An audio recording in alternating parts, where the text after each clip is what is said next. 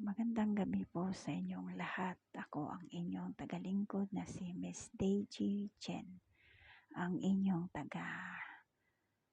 hatid ng balita mula sa aklat ng Salmo. At bago po tayo mag-umpisa ay manalangin muna po tayo at samahan niyo po ako.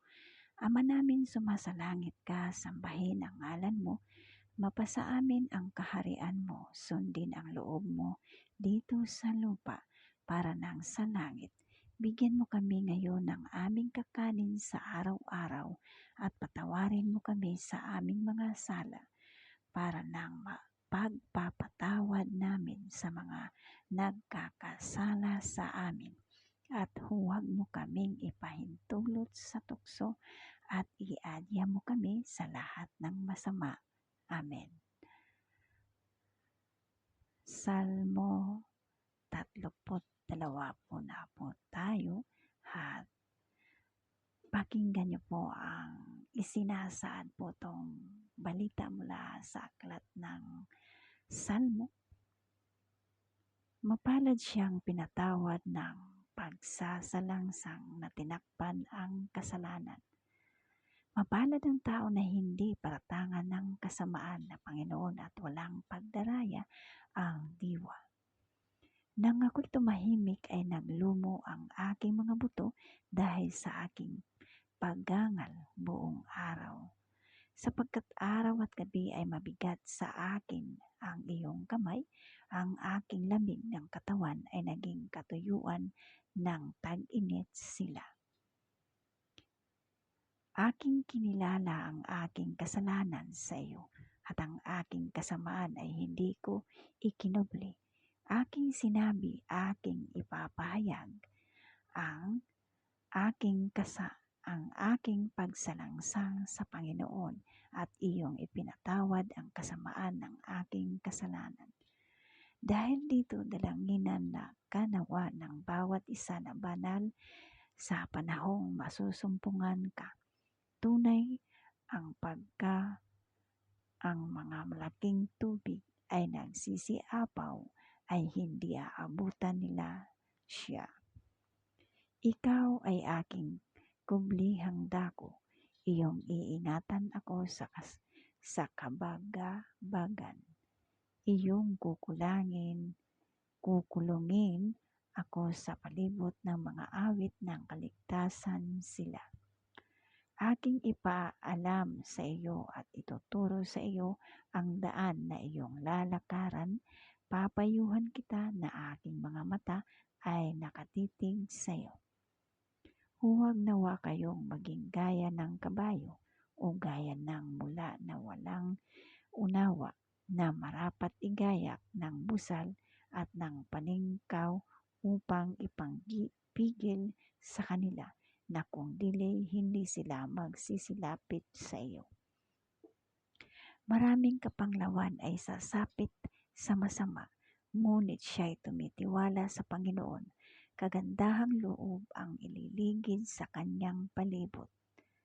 Kayo'y mga tuwa sa Panginoon at manggagalak kayong mga matuwid at magsihiyaw kayo dahil sa kagalakan kayo'y lahat na matuwid sa puso. Yan po ang inihatid ng balita mula sa aklat ng Salmo at naway naunawaan niyo po ang mga isinasaad po dito sapagkat ang sinasabi, mapalad ka. Mapalad kapag ang iyong ginagawa ay mabuti sa kapwa sapagkat kung mayroon man ikaw ginawang kasamaan ay mapapatawad ka ba niya? Dahil sa laking ng kasalanan mo? Depende, hindi ba? Depende sa mga ginawa mo. Kaya, maaaring mapapatawad ka, pero Sa mata ng Panginoon, ikaw ay nagkasala na kailangan mong pagbayaran. Katulad nito, mapalad ang tao na hindi paratangan ng kasamaan ng Panginoon at walang pangdaraya ang diwa niya. So, paano magiging mapalad ang tao?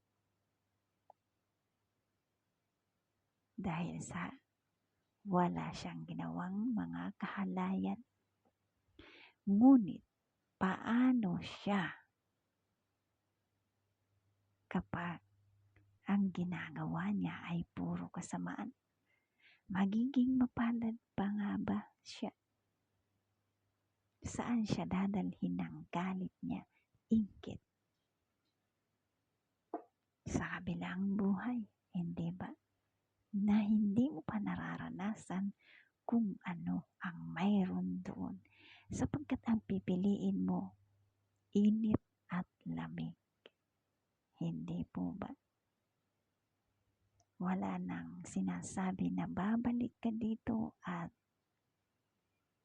magbabagong buhay ka kasi naranasan mo na doon na ilublob na ang iyong kaluluwa at babalik ka dito dahil sinalubong ka ng apoy. Kaya nga sinasabi, kapag ikaw ay nasa kabilang buhay na at mayroon ng mga nangyayari o ikaw na mismo, anong gagawin mo? Paano ka matatahimik kung ang mga ginagawa mo ay puro kasamaan? Paano?